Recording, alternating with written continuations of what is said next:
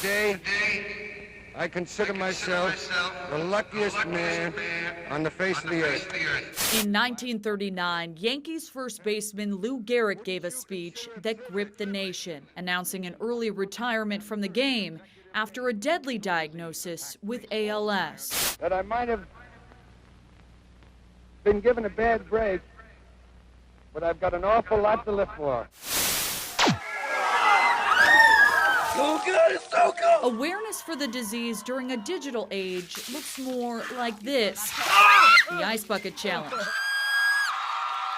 But behind the laughs are painful stories and struggles with a disease that still has few answers.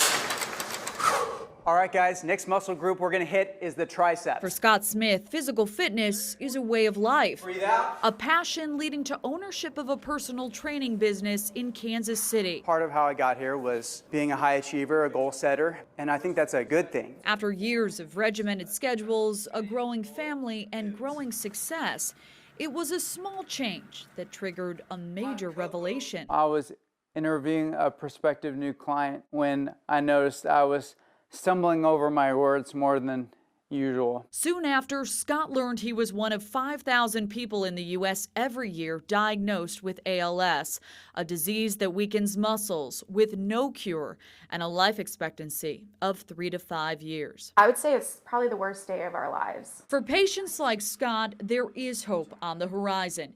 Treatments now in trials have helped some reverse the deterioration, enough to walk and even run again. That's the most I've ran in a long time. But these trials are expensive and limited to less than 5% of patients. There's reason to hope, but we don't have access to this, and that is so frustrating.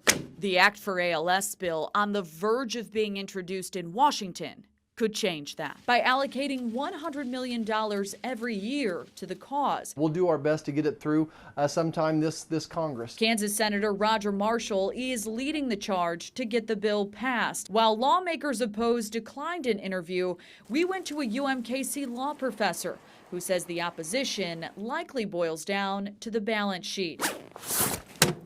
Well, I can imagine people who are very concerned about fiscal responsibility might be like, okay, this is a worthy cause, but what if we did this with every disease? Some doctors also fear without FDA approval, there are critical risks to consider. What if the medication really suppresses the immune system? Wouldn't you consider it privilege? Without the megaphone of Lou Gehrig or a celebrity entourage touting the cause, the search for a cure continues quietly. Weeks ago, Scott Smith received some good news. Acceptance into a highly competitive medical trial. My wife and I have been saying that we're going to be a part of the first generation to survive ALS.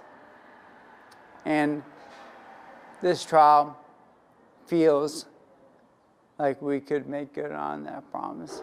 A chance 29,000 ALS patients in the U.S. are waiting on right now.